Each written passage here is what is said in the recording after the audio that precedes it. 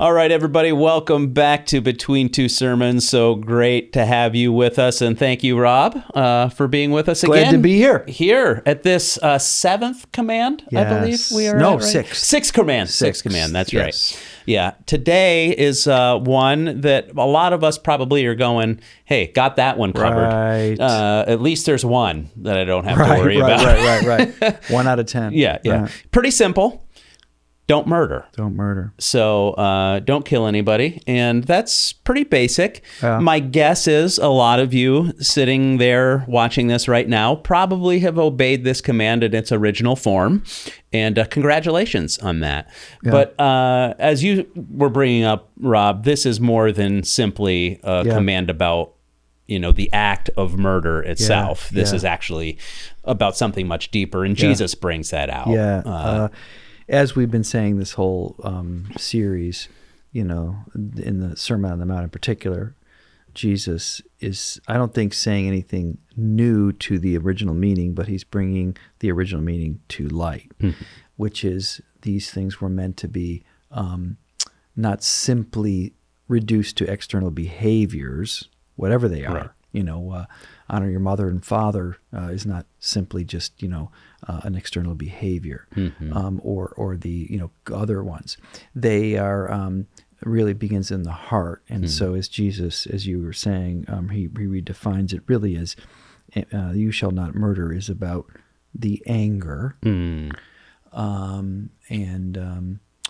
feelings of the heart of animosity and frustration that one has towards another person. And you have heard that it was said. So I'm reading from. Yeah, read the whole thing for us, because I think it's such a powerful statement from Jesus. To the people long ago, you shall not murder, and anyone who murders will be subject to judgment.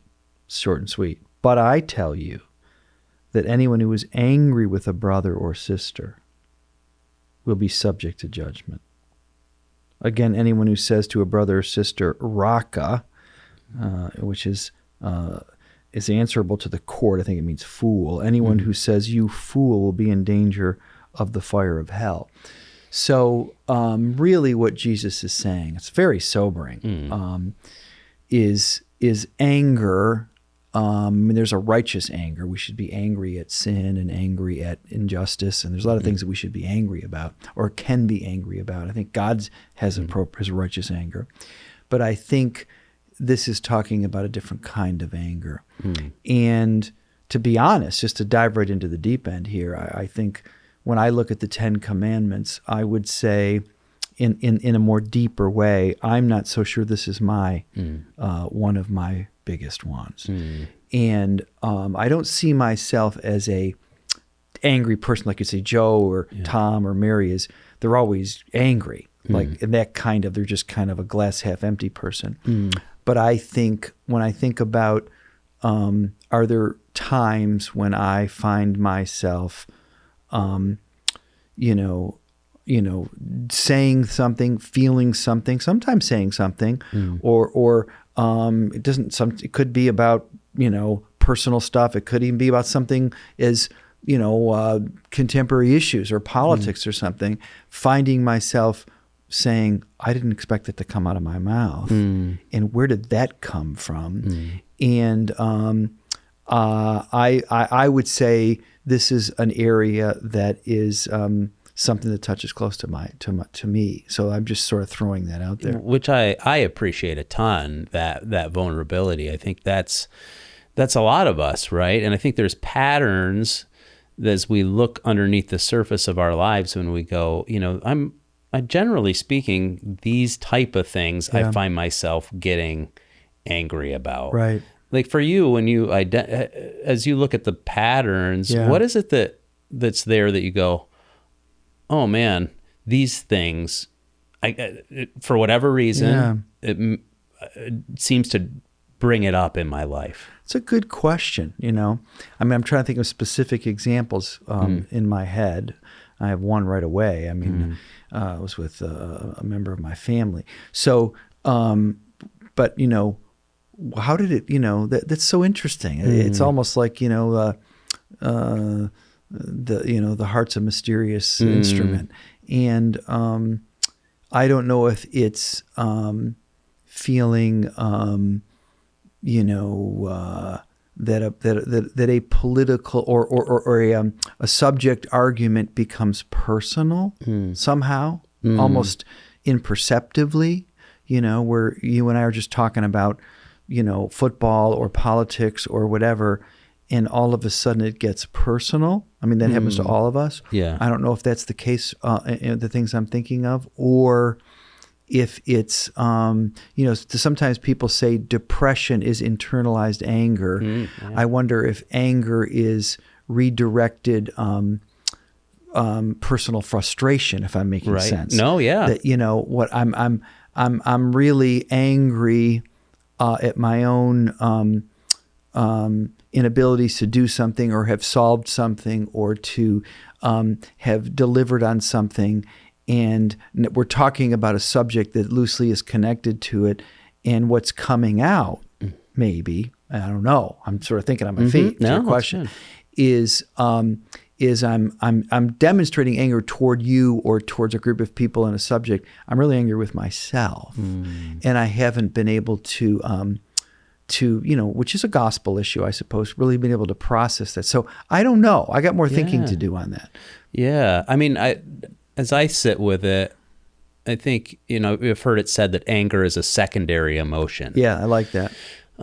It's often indicating there's something else there. Yeah. And for me, sometimes when I get angry, it's because I'm really sad. There's a sadness underneath it. And I think of the times where I have felt rejected and it feels wounding, and then it comes out as anger. Interesting. For me, I think that's one of those things that I have to watch myself. If I feel that sense of rejection, it's easy for me to get So I angry. want to say something just before I lose it, as I think about people listening to us. Yeah. If what you're saying is true, and it rings true with me, those of you who think about your own anger in the last month or whatever, if you could say anger is a secondary emotion, is that what you just said? Yeah. What might you label, if I could, the primary emotion? So what you just said was sadness, which is very concrete. It's an interesting little exercise one could go through because it could be helpful, not just to condemn yourself or to diagnose yourself or to, I don't know, just learn something like an X-ray, but maybe, like in your case, maybe say some more. If that's true, so how can we learn from John, who's already been candid, about sadness? How do you, if anger sometimes is the secondary emotion to sadness in your life, and you walk away thinking, gee, I shouldn't have been angry at Laura or whoever, how has that understanding helped you? Yeah, I think where it helps is then once I identify what's underneath the surface for me, then that's the opportunity I have to invite God into it on a deeper level. And when I can go there and invite God into the deeper part of the wound, because it's often driven by a wound. That's good. Yeah. And I go, God, I feel hurt. Or I feel wounded, and this is the place where it really hurts right now. I can ask him then to meet me there, and it's an invitation for intimacy rather than an invitation to lash out at others. And it's interesting, it's a powerful statement about being wounded also, in addition to the primary emotion. In your case, you mentioned sadness, but it says, but I tell you, anyone who's angry with a brother or sister. So immediately Jesus is saying, this is about relationships. Yes. Because I could be angry about the state of the world. I could be angry about, I wish I made more money or whatever I'm angry about. But Jesus is pretty specific in at least saying this is, in his case, it's about people. Yeah. Brother or sister. I suppose you could put husband or wife or whatever, but it's close relationship. Yeah. And I would imagine most people outside of, sports or politics or just typical stuff, that most people who have problems, including you and me, with anger if we have one, or unanticipated, overly expressed anger, it's probably with another a relationship. Yes. Right? It's a relationship. Yeah. Yeah. And some of the most angry people are often the most wounded people. I mean, they've experienced a lot of wounds in their life. Yeah. And now, that doesn't excuse it, but it just is reality, and they carry it with them. Hurt people, you know, that old saying. But that's what Jesus is referring to here, is the tendency for us to look at another person and go, you know, raka, whether it's fool or idiot, you know, it has that kind of connotation to it. We do that oftentimes because we're putting the attention out there. So maybe, I don't know, I'm not trying to conclude, or at least one application of this listening to you is, if it rings right to us, it does to me, that anger, which is a very common experience, I don't think there's anybody who doesn't have issues with it at some level. We all have expressed anger that we don't always are proud of. If it's tied to either a primary emotion, there's something, sadness is the example you gave, and or a wound, which both make sense to me, then what is the remedy? How might I, if I were to discover that my primary issue is something else, rejection, abandonment, sadness, feeling left out, whatever it might be, and or there's a wound, a wound, and then that's a big subject. How might, if I were able to define that, how could the gospel help me in that wound or in that primary emotion, that I could actually grow and become more better at it, more healed, more mature? You know, I think that sounds like a great question. I think it is. I think that's a fundamental question of this whole thing, and for us to really take a look at our lives and ask that. And I would say most of the time the answer is going to be relational. Yeah.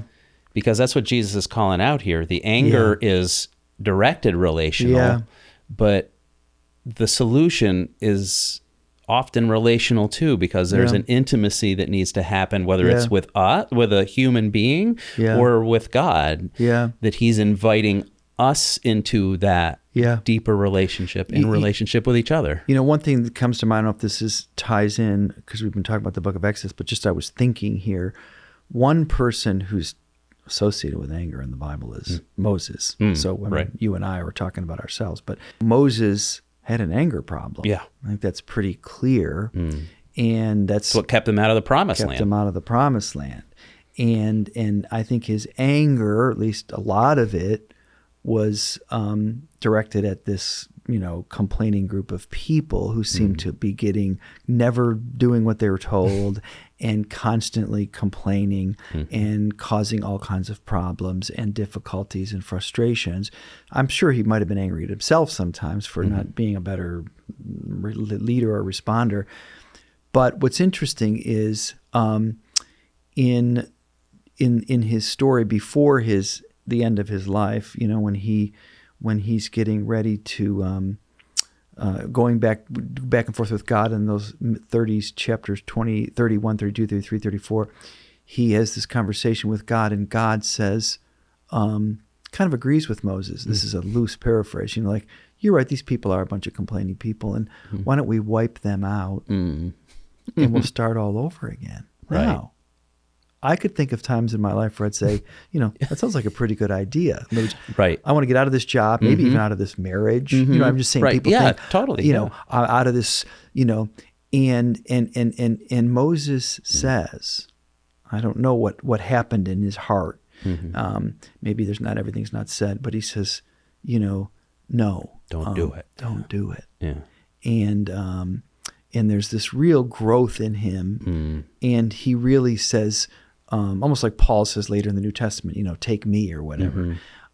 So maybe that's a good example that even people who seem to be distinguished by a lot of anger, and one that Moses paid a high price for. But he also found growth there in his life. Yeah, and that's the hope of the gospel, right? Yeah. The gospel does give us that kind of hope. Yeah. And that's what I hope for all of us, that we can experience that in our lives.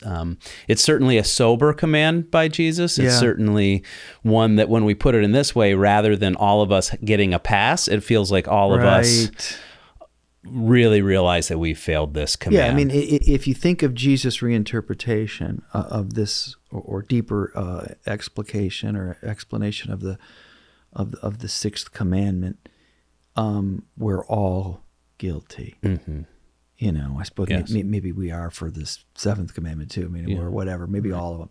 But the I would say, even if I'm listening and I'm 12 years old, I think you would qualify. In other words, this is pretty ubiquitous. Yeah. And anger is something, because you're, as you say, it's tied to these primal emotions or primary emotions or wounds. Let's just say if there was nothing more than those two things, that's so common. And we have nowhere else to go. I mean, we can yell at ourselves or harm ourselves, you know, I suppose, but we typically go to other people. You know, we typically hurt the people.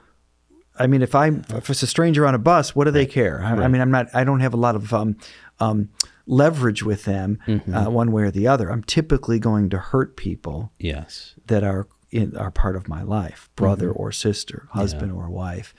And that alone should sober us to think hard about finding hope and gospel or healing, because things that may have nothing to do with our workmate or our spouse or our neighbor or our close friend, we might be harming and risking those relationships, damaging them, when they're really not about the person that's standing in front of us. It's really our own primary emotions and our wounds, which is, we all have them. Yeah. And the gospel is meant to be our hope. It's not a pill, but our hope for real healing. Yeah. Yeah. So as you think about that, think about the last time you got angry, or maybe the last few times, and what was the emotion underneath it, and what was driving that, and ask yourself, maybe are there wounds that are there that you can invite God into, and maybe invite the people around you into, and it's a perfect place to maybe start a conversation today. So hope as you think about that, you experience the freedom that Jesus gives as well. This isn't meant to be a burden on us, but a freedom. Yeah. And I hope you all can experience that in your life too. So thanks again, Rob. Appreciate it. And thank you all for being here with us, and we'll see you back here next time on Between Two Sermons.